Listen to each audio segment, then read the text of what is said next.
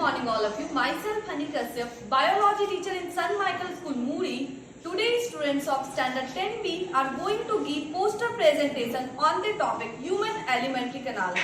In this video, students are going to explain about different parts of alimentary canal and its functions and how digestion occur in human. So, without wasting much time, I would like to invite students of standard 10B for this poster presentation.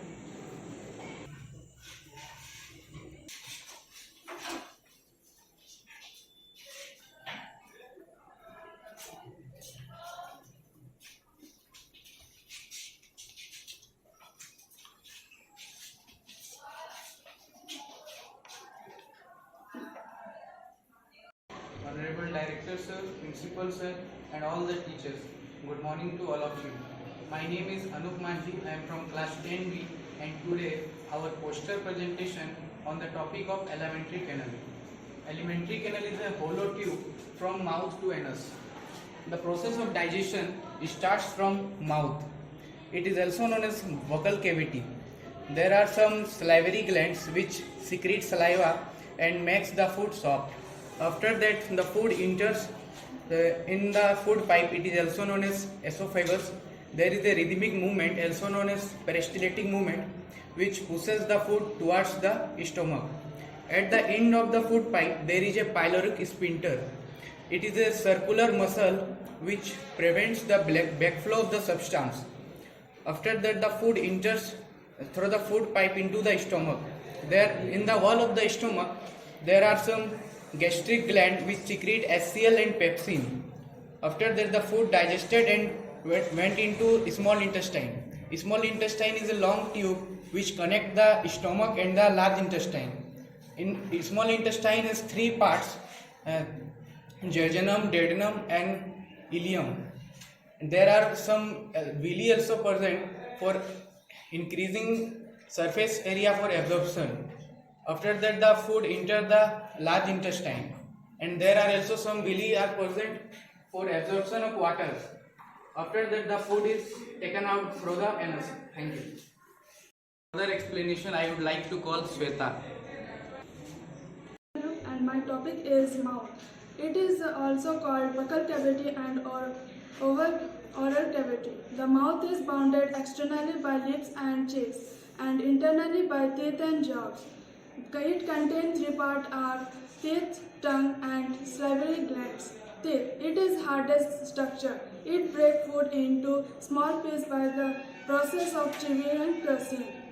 Set of teeth. It possesses two sets of teeth. The first temporary set that is also called milk teeth. Number of teeth in humans. Further explanation I would like to call Ankita Rakshit. Thank you, Sweta. Today I am going to explain permanent teeth. Permanent teeth are total 32 in numbers, and in each jaw there are 4 incisors, 2 canines, 4 premolars and 6 molars. Tongue is also present in the buccal cavity, which is a muscular organ. There are many projections in the tongues which are called taste buds, for which we are able to determine the taste, that is sweet, sour, hot, etc. Mouth, there are 3 salivary glands which secrete saliva. Saliva contains salivary amylase which break down the starch into maltose. There are 3 salivary glands that are sublingual gland, submandibular gland and parotid gland. Parotid gland is present beneath the ear and the sublingual gland is present below the tongue and submandibular gland is present in the lower side of each jaw. From me, for further explanation I will call to Avel. Thank you, Ankita. My topic is pharynx. It is a common passage for food and air. It is present at the back of the throat. The chewed food from mouth passes into esophagus through pharynx. Thank you. I would like to invite Andy Saputin. My topic is esophagus. Esophagus is also known as food pipe. It is made up of muscular tube It carries food from mouth to stomach. No digestion occurs in esophagus. The lining of the food pipe has muscular muscles that contract rhythmic in order to push the soft and moist food toward the stomach. This movement is called peristaltic movement. For further explanation, I would like to call Gaurav. Thank you, Safuddin. And today my topic is stomach. Stomach is a large, bag-shaped-like structure located below the diaphragm. Food is passed from esophagus to stomach. It has three regions: cardiac, fundus, and pylorus region. At the junction between small intestine and stomach, pyloric sphincter is present. Pyloric sphincter prevents the backflow of food to the esophagus.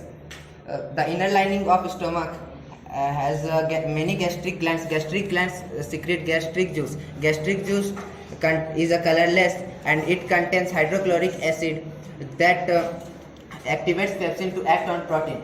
Protein converted into two parts, peptones. The food is stored in the stomach for 3 hours. The pulpy mass in the stomach that is stored is called chyme. At the end of the stomach, food is passed to the small intestine by a sphinctal muscle. Thank you. And for further explanation, I would call Ranjit. Thank you, Gaurav. My topic is small intestine. Small intestine is about 6.5 meters long. It is the longest part of our alimentary canal. It has three main regions: duodenum, jejunum, and ileum. Small intestine in human is the site of complete digestion of food like carbohydrates, protein, and fats.